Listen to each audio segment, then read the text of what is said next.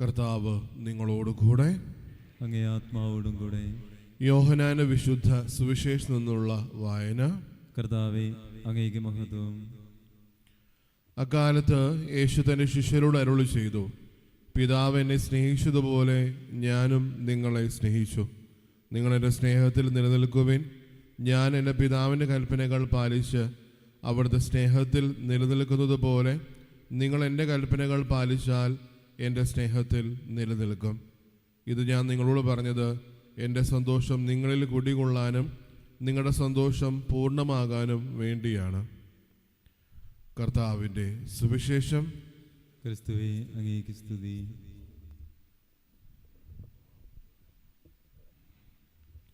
ഈശോയിൽ ഒത്തിരി സ്നേഹം നിറഞ്ഞ മാതാപിതാക്കളെ, സഹോദരി സഹോദരങ്ങളെ, ഒരു പക്ഷേ ഒരു ഭാഗം വായിക്കുമ്പോൾ 2 വാക്യങ്ങളേ ഉള്ളൂ.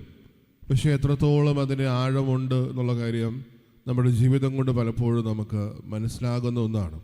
സ്നേഹം അത് കുടുംബജീവിതത്തിലാണെങ്കിലും വ്യക്തി ജീവിതത്തിലാണെങ്കിലും അതിനൊരു അടിസ്ഥാനം പലപ്പോഴും ഇല്ലാതെ വരുമ്പോൾ, അതിന് കുറവുകൾ സംഭവിക്കുമ്പോൾ പലപ്പോഴും നമുക്കറിയാം, പലപ്പോഴും പരാതിയും പരിഭവവും അല്ലെങ്കിൽ പല രീതിയിലും ഒരു വിലവര പട്ടിക പോലെ ആ ഒരു പരിഗണനയില്ല എന്നുള്ള കാര്യങ്ങളൊക്കെ പലപ്പോഴും നമ്മുടെ ജീവിതത്തിലും സംഭവിക്കുന്നതാണ്.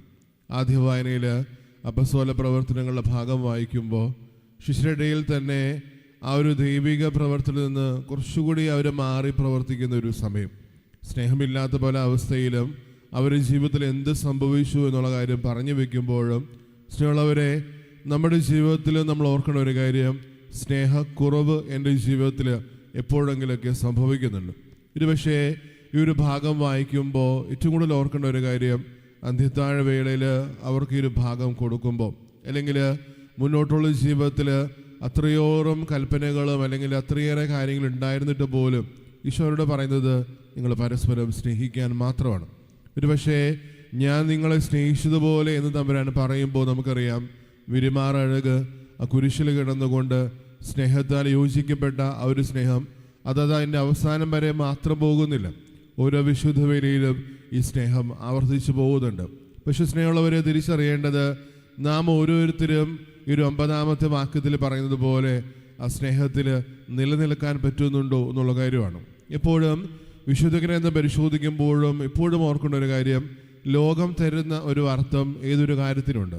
ആനന്ദത്തിനായിക്കോട്ടെ, സമാധാനത്തിനായിക്കോട്ടെ, പ്രത്യാശയ്ക്കായിക്കോട്ടെ, സ്നേഹത്തിനായിക്കോട്ടെ, ലോകം തരുന്നൊരു അർത്ഥവശത്തിനപ്പുറത്തോട്ട് പലപ്പോഴും തമ്പുരാൻ തരുന്ന ഒരു മുഖഭാവം അല്ലെങ്കിൽ തമ്പുരാൻ തരുന്ന ഒരു യഥാർത്ഥമായ അർത്ഥവശം അത് ചേർത്ത് വയ്ക്കാൻ നമ്മൾ എപ്പോഴും ആഗ്രഹിക്കുകയും പ്രാർത്ഥിക്കുകയും ചെയ്യണം. ഈ ഒരു ഭാഗത്തിലാണെങ്കിലും സ്നേഹത്തെപ്പറ്റി തമ്പുരാൻ പറയുമ്പോൾ തിരിച്ചറിയേണ്ടത്, ലോകത്തിന് മുമ്പിൽ പലപ്പോഴും ഈ സ്നേഹം ഒരു വികാരമായിട്ട് മാത്രം മാറുമ്പോൾ തിരിച്ചറിയേണ്ടത്, നമ്മുടെ കുടുംബജീവിതത്തിലും വ്യക്തി ജീവിതത്തിലുമൊക്കെ ഈ സ്നേഹം മാറേണ്ടത് അത് കുറച്ചുകൂടി ഒരു അർപ്പണ മനോഭാവത്തോടു കൂടിയാണ്. ആ ഒരു സ്നേഹത്തിൽ നിലനിൽക്കുക എന്ന് പറയുമ്പോൾ ക്രിസ്തുവിനായിരിക്കുക എന്നുള്ള കാര്യം കൂടി എപ്പോഴും ഓർക്കാം. ഒരുപക്ഷേ പൗലോസ് കൊറിന്തോസുകാർക്ക് ലേഖനത്തിൻ്റെ 13ാം അധ്യായത്തിൻ്റെ ഒരു ആവിർഭാവം പലപ്പോഴും നമ്മുടെ ജീവിതത്തിലൊക്കെ സംഭവിക്കുന്ന ഒരു അനുഭവം പലപ്പോഴും ഈ ഒരു കാലഘട്ടത്തിലുണ്ട്. പലപ്പോഴും കുടുംബ ബന്ധത്തിലാണെങ്കിലും വ്യക്തി ജീവിതത്തിലാണെങ്കിലും പരസ്പരം അങ്ങോട്ടും ഇങ്ങോട്ടും ഹൃദയം കൊണ്ട് പലപ്പോഴും അകന്ന് ജീവിക്കുന്ന എത്രയോ വ്യക്തികൾ. അതുകൊണ്ട് തന്നെ തിരിച്ചറിയേണ്ടത്, ആ ഒരു ഭാഗത്തിൽ പറയുന്നത് പോലെ സ്നേഹമില്ലെങ്കിൽ നിങ്ങൾ ഒന്നുമല്ല എന്നുള്ള കാര്യം ആ ഒരു സ്നേഹ സങ്കീർത്തനം പൗലോസ്ലീഹ കൊറിന്തോസിലെ സഭയ്ക്ക് എഴുതുമ്പോൾ അവരോട് ഉദ്ദേശിക്കുന്നതും അല്ലെങ്കിൽ അവരോട് പറയാനും ആഗ്രഹിക്കുന്ന ഒരു കാര്യം, ഒരു കച്ചവട നഗരമായിട്ടിരുന്ന അവരോരോരുത്തരും സ്നേഹത്തിൽ നിന്ന് പല കാര്യങ്ങളും പലപ്പോഴും പ്രതീക്ഷിക്കുന്നുണ്ട്.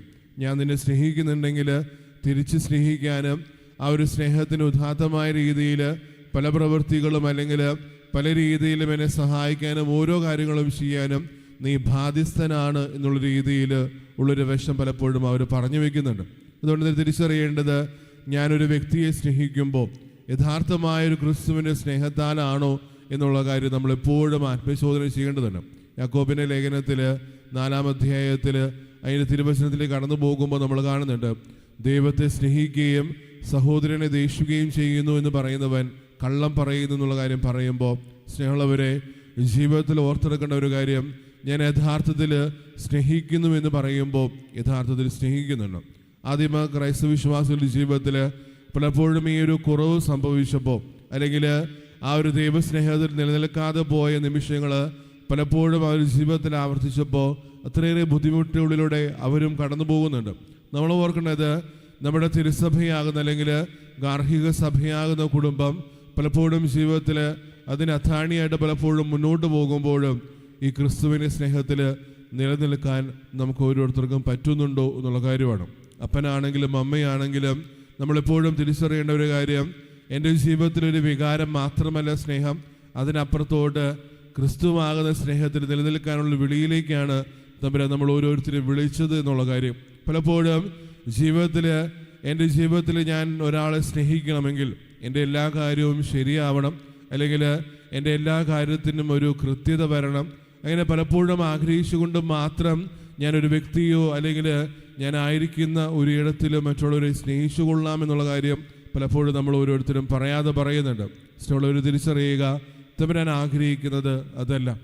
എൻ്റെ ജീവിതത്തിലാണെങ്കിലും കുടുംബജീവിതത്തിലാണെങ്കിലും വ്യക്തി ജീവിതത്തിലാണെങ്കിലും ജോലിയിടങ്ങളിലാണെങ്കിലും നമ്മൾ ഓരോരുത്തരും ആയിരിക്കുന്ന ഓരോ ഇടങ്ങളിലും ഈ സ്നേഹത്തിൻ്റെ അലതല്ലിലൂടെ ആയിരിക്കാൻ നമ്മൾ ഓരോരുത്തരും വിളിക്കപ്പെട്ടവരാണ്. ആ ഒരു സ്നേഹത്തിൽ നിലനിൽക്കാൻ തമ്പുരാൻ നമ്മളെ ആഹ്വാനം ചെയ്യുമ്പോൾ, വിളിക്കുമ്പോൾ എപ്പോഴും ഓർക്കേണ്ട ഒരു കാര്യം, ആ സ്നേഹത്തിൻ്റെ പൂർണ്ണത എത്രത്തോളം നമ്മൾ ഓരോരുത്തരും ജീവിതത്തിൽ സ്വീകരിക്കാൻ പറ്റി എന്നുള്ള കാര്യം തമ്പുരാൻ നമ്മൾ ഓരോരുത്തരെയും സമൃദ്ധമായിട്ട് അനുഗ്രഹിക്കട്ടെ. പിതാവിൻ്റെയും പുത്രൻ്റെയും പരിശുദ്ധാത്മാവിൻ്റെയും നാമത്തിൽ ആമേൻ.